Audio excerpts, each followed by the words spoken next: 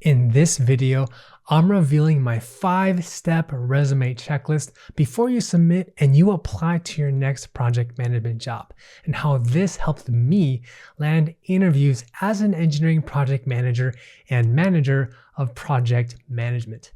This is perfect for you if you've been struggling and you're not getting the interviews you want and you want your dream job ASAP. So let's dive in. The first step with our resume checklist starts with tailoring your resume to the job posting. How would you feel if you submitted your resume and in the next few weeks, your dream company sends you an email for a phone interview? Just imagine the possibilities of finally landing the interview for the job you've always wanted. Wouldn't it feel amazing? My friend, it can absolutely happen for you. But you have to stand out from everybody else in the crowd and tailor your resume to the job posting. You see, even though you might have a solid resume with a bunch of skills and experiences, every job that you apply to, it's different. It's not a one-size-fits-all kind of thing. Let me give you a real-life example. You would never wear the same outfit on a date with your girlfriend or your spouse as you would when you're grabbing groceries on the weekend, right? You just wouldn't do it. You'd probably tailor your outfit to fit the occasion. Well, the same principle applies to your resume. So it's always worth spending at least 30 minutes tweaking it for the role you're applying to. Now, here are the tweaks that I did to land my job as an engineering project manager. For every job that I applied to, I went on what I call a resume scavenger hunt, where I searched and I literally scavenged for the important keywords and skills the company emphasized in the job posting. So if it said Microsoft Project 3 times in the job posting, not once, not twice, but 3 times, well, then I knew it was pretty darn important. And you better believe that I included it at least once on my resume. For example, let's say that the job posting requires these 2 skills: Agile project management and stakeholder communication. These are 2 very common skills that every project manager should be familiar with. But the question is, how do you stand out from everybody else in a sea of candidates? Well, here's the one simple strategy that helped me stand out when I applied to project manager roles. I included these 2 keywords and at least 1 or 2 of my bullet points. Instead of being like everybody else who has a paragraph that lists out all the skills one after the other, I tweaked my bullet points so I included these 2 key terms. For example, I would say something like this: generated 100 plus customer signups by launching a software app within 24 months by leading 10 plus engineers using the Agile project management approach. Or what about this?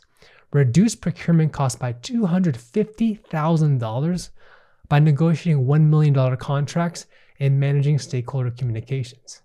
Do you see how I incorporated both of those keywords in these bullet points? I triple dog dare you to find ways to stand out with your bullets and weave them into your keywords throughout your resume. Just weave them in to tell your story. Pretend it's a game like hide and seek. Find those little nooks, those little crannies, wherever they are, and see where you can add in those skills from those job postings. If you feel like this is a complete waste of your time, then I have news for you. As Albert Einstein best says it, insanity is doing the same thing over and over again and expecting different results. So switch things up a bit. Try this strategy out. And if you want to land a project management interview this year, then you must avoid the biggest fatal resume mistakes before you even apply to a project manager job. Otherwise, you're losing out on thousands and thousands of dollars. Download my free cheat sheet to avoid these fatal mistakes at alvinthepm.com/fatal5. And you'll learn to write your resume the right way and get noticed by the hiring manager. So the second step in a resume checklist is to use action-oriented language with your bullets. Keep it fast-paced with action. Faster than a speeding bullet and more powerful than a locomotive. I mean, who doesn't like action? especially in movies like John Wick and Mission Impossible. They get you on the edge of your seat and you keep wanting more of it. One of my favorite action movies is John Wick. What is one of your favorite action movies? Drop me a comment down below because we're here to make this fun and engaging. So let's go. The reason I bring this up is that this action principle applies to our resumes. Obviously, would you be excited to read a document which had phrases that sounded like this? Responsible for leading a cross-functional team on a process improvement project. Assisted with creating all project deliverables. Was involved in all planning efforts on the project. Or what about this? Helped coordinate the team to complete the project on time. All those sound good, right? I'm kidding, I'm being sarcastic with you. If I had to be 100% transparent with you, this sounds like day-to-day things that you typically should be doing. And it's honestly very boring. No one wants to read that. Not even my mom or my grandma would read it. My friend, I have to give you some honest and just this brutal advice because you need to hear it. Don't make the same mistake that I did years ago. Please do not use these passive, filler, overused, and generic sounding words like took part in, was responsible for, helped with, worked with this person, assisted in doing X, Y, and Z, and worst of all, took part in. Oh my goodness, that just sounds so cringy. How silly does that sound? I've been guilty of all these mistakes, but I changed up my strategy when I realized that this was costing me dozens of interviews that I was not getting.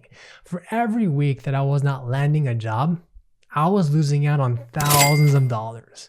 And as a side effect, my bank account kept dwindling down as I still had to pay all my bills. So don't let my mistake happen to you. Just how we hate watching TV shows that have filler episodes, you want your resume to excite the hiring manager. Show them your passion. You want them to think, wow, I need to speak to this person right now and call them in for an interview. So if you want to grab their attention and you want your resume to stand out, then you have to be different. Use words that are action-packed and not your typical generic passive sounding verbs. For the phrases I shared with you earlier, here are just a few examples to just spice things up a bit and make your resume stand out. First, improve the efficiencies by 20% by leading a team of 10 to deliver the product ahead of schedule. Second, we could say something like, achieved on-time delivery of 30 components within 10 weeks by leading weekly communications with 5 vendors. And third, we could say something like this, achieved 95% process yield by implementing automated equipment across 3 manufacturing lines and training 20 technicians. Ooh, sounds impressive, right? Well, you can do it too. And if you're getting value out of this video, don't forget to smash that like button and subscribe to the channel for more videos to help you land your next job in project management. Now, the third step in our resume checklist is to quantify your wins and your successes. Whenever possible, quantify, quantify, quantify. You see, I bet you're a bit like me. You're hardworking. You've put in the time and the effort, and you've accomplished so many great things at all the companies you worked at. The good thing is you have a proven track record of results. Without a doubt, you know you deserve an interview for the dream job you've always wanted. Unfortunately, you're not quite sure how to translate those accomplishments into physical numbers. Does my experience resonate with you? I know what it feels like because I've been in your exact shoes. So I started to use one easy, straightforward, simple trick to help me quantify my wins and my successes. All you have to do is ask yourself one question. What were the measurable results from your project? And how do those measured results compare to before your project began? So we're looking at the impact, the before and the after. You see, almost everything we're doing can be tied to some type of transformation. whether something improves or gets better, aka before and after. For example, if you were implementing a process improvement, what were the costs before you implemented it, and then after you implemented it? If the total costs were $50,000 before any changes were done, and then afterwards the cost decreased to $20,000, then that's a cost savings of $30,000, or a reduction in costs by 60%. With just these two numbers, you can say something like this: implemented process improvements with reduced operational costs by 60%, saving $30,000 in monthly expenses. Do you see what I did there? I bet you did. When you're trying to come up with numbers, think of any hard numbers that are tied to the impact and the results of the work you did. That could be the number of hours, days, or months that you save, the revenue you help generate, the number of customers, the people or the vendors you work with, and by how much you met or you exceeded a certain metric, like a financial goal, quality standard, satisfaction score, or efficiency level. And if you're still struggling to quantify your work, you gotta dig deeper and figure out what change or transformation did you put into place and how did it impact your company's costs, efficiency, or productivity levels. Just keep this one thing in mind. The golden rule of resumes is that the hiring manager and the recruiter spends about 6 seconds on average just looking at your resume. So if your resume only describes your day-to-day responsibilities and tasks, well, your resume is not going to stand out. You're going to lose out on dozens of opportunities, and you may not land that phone interview. So let me help you out. Don't make the same mistakes that I've made in my career when I was applying to engineering and project manager jobs. Don't be the average Joe, the plain Jane, or plain old vanilla when it comes to your resume. By the way, I'm not hating on you if you like vanilla ice cream because, hey, I love vanilla ice cream too. What I'm saying is use numbers on your resume to just spicing things up a bit and to make your bullet points shine. Think of it like you're being on the offense. Trust me, in today's competitive market, we definitely want to be on the offense. Show off how well you did your work. Don't just brag about it, but of course be humble, but use numbers to take credit for all your hard work. Why be like everybody else when you can stand out and show your value differently than other people?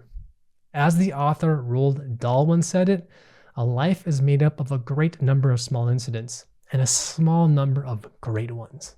So for us, it's all about finding those numbers from what we've accomplished in our career. If you decide to give this a try, then I promise you won't be disappointed. You might even want to come back and thank me later. Now, the next step on our resume checklist before you submit it is to make sure you have clear formatting. Keep your resume clean, professional, and organized. It sounds straightforward, right? I'm guilty as charged. But you'd be so surprised by the number of resumes that I've seen where headings were not clear, there's random words that are bolded everywhere, and font types and bullet points just aren't consistent. This honestly gave me a bad impression, and it's the last thing I want for you. So to format your resume correctly, ask yourself these 5 easy questions. First, is your resume clean and organized so the hiring manager can quickly scan and see your strengths and what you have to offer? In other words, is your resume cluttered and is it chaotic? Or is there enough white space around your bullet points and sections so it's easy to read and it just breathes? Second, do you use consistent font styles and sizes? Do yourself a favor and stick to one font type, like Arial or Calibri, and be consistent with its size. So for your headings, stick to a larger font size like 14 through 16 point. And then the actual body text, keep it no larger than 12 point. Third, do you have clear headings for your career profile, professional experience, education, skills, and certifications? Fourth, for every work experience, did you list your work history in reverse chronological order, starting from your most recent job and then working your way backwards? And lastly, did you include contact information at the top of your first page with a professional email, phone number, and LinkedIn profile. As we talked about earlier, recruiters and hiring managers spend about 6 seconds just scanning through a resume. So keep it clean, easy to read, and easy to scan. Your resume might have all the right information, but if it's hard to read, hiring managers won't spend any time on it. So please keep your resume clean, easy to scan, and straight to the point. And for our 5th step on our resume checklist, you gotta do a grammar and error check. Please, please, please do not submit your resume without doing a grammar and error check on your resume. It's gonna be your best friend. I'm telling you. It's easy to do, but a lot of people forget to do this one last step. To me, this is like eating food at a restaurant with your friends and not checking if it has peanuts, tree nuts, soy, sesame, or any other ingredients that you're allergic to. Hey, I'm allergic to peanuts, so it's always something I double check and I tell the waiter before I order. Well, same thing goes with your resume. Do you have any spelling mistakes? Is your contact information listed correctly in case they want to reach out to you? Did you use action words with the right tone in your bullet points? Did you use a question mark when you meant to use a period or a comma? From my experience, having applied to hundreds of jobs and reviewing different resumes, typos and grammatical errors make your resume look careless and unprofessional. So please, please, please proofread it multiple times. One quick hack I like to do, give it to another person to look at and see if there's anything that you might have missed. When I was applying to project management jobs, I personally gave my resume to my then girlfriend, who's now my wife, to see if there were any glaring issues that she could catch. Quick hack that I think could help you out tremendously.